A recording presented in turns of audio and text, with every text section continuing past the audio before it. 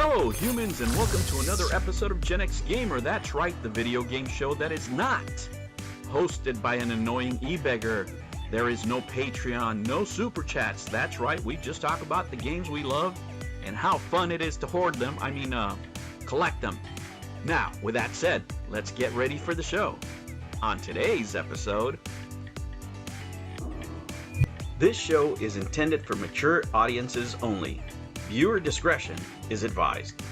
Hello, humans, and welcome to another episode of Gen X Gamer. Here I am training the AI to help me out. And let me tell you, as I was doing this, I was reflecting on KONAMI and BONK's Revenge.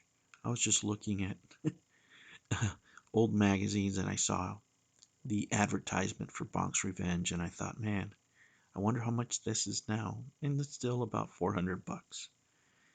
It is insane what has happened to the video game market and the prices that we have to pay for some of these games.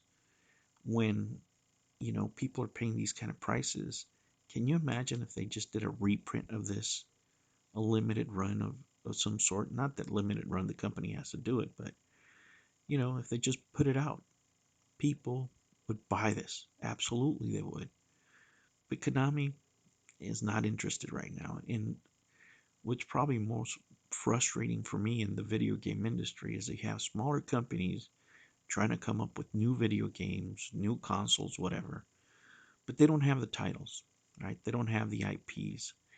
And the companies that do have the IPs have no interest whatsoever in really dedicating any type of resources that would satisfy the video game community of today, right? Whether it's a reprint of BONK's Revenge, Pitfall, you name it.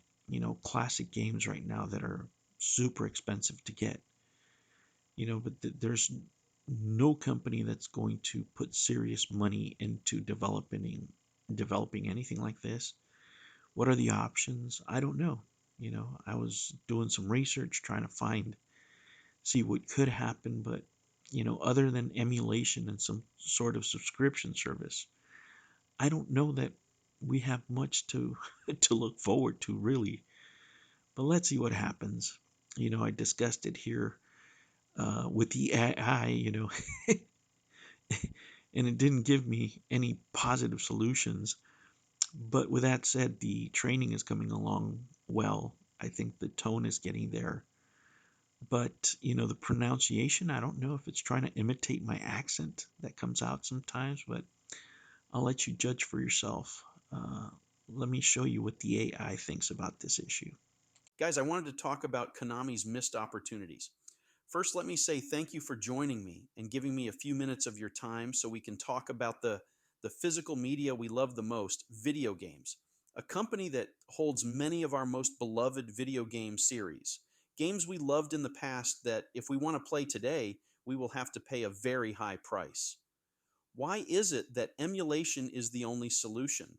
Why is it that with so much money to be made, these games are not being developed or merchandised in any significant manner? I know, I know it's looking at economics through nostalgic lenses, but these are the things I think about.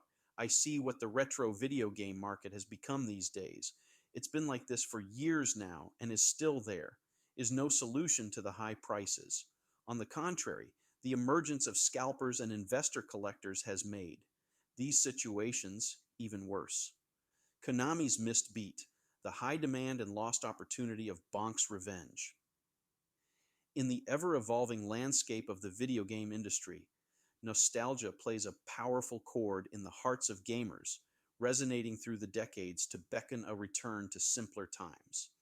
Among the echoes of the past, BONK's Revenge for the TurboGrafx-16 stands out as a beloved relic, a testament to the golden era of platformers.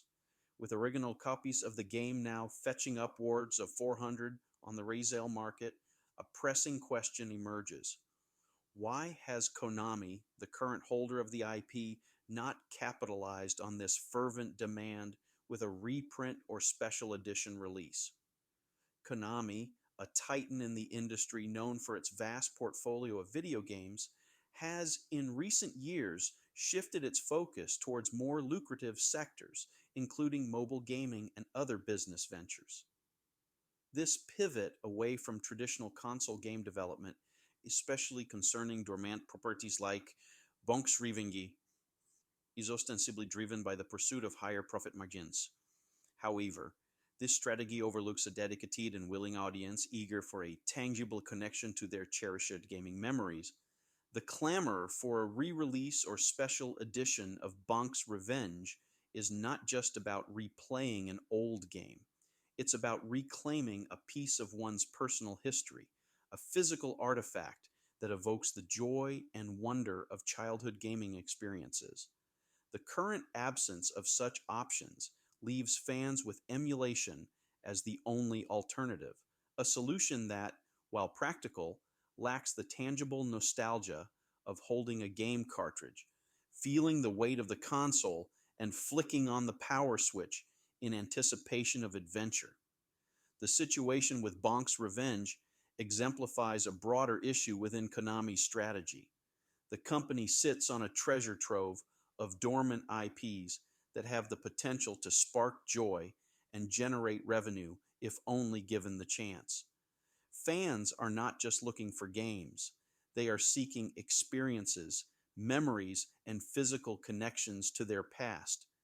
One viable solution could be licensing these properties to third-party developers who share the fans' passion and understand the market for nostalgic content. Such collaborations could breathe new life into forgotten classics, offering them in forms that both honor their origins and appeal to modern sensibilities. Imagine a limited edition release of BONK's Revenge that not only plays on current consoles, but also comes packaged in a collector's box, mimicking the original TurboGrafx-16 design, complete with art booklets and developer interviews. The demand is there, palpable and waiting. The success of recent retro console releases and special edition games underscores the market's appetite for nostalgia, for something more than just pixels and code, a piece of history. Konami's reluctance to tap into this market due to the pursuit of higher margins elsewhere represents a missed opportunity not only for profit, but for fostering goodwill and rekindling the love of longtime fans. As the video game industry continues to advance at a breakneck pace, let us not forget the foundations upon which it was built. Games like BONK's Revenge are more than just software. They are artifacts of our cultural history, deserving of preservation and celebration. It's time for Konami to listen to the fans and explore creative avenues to bring these cherished memories back to life, not just for the sake of nostalgia, but for the enrichment of our shared gaming heritage.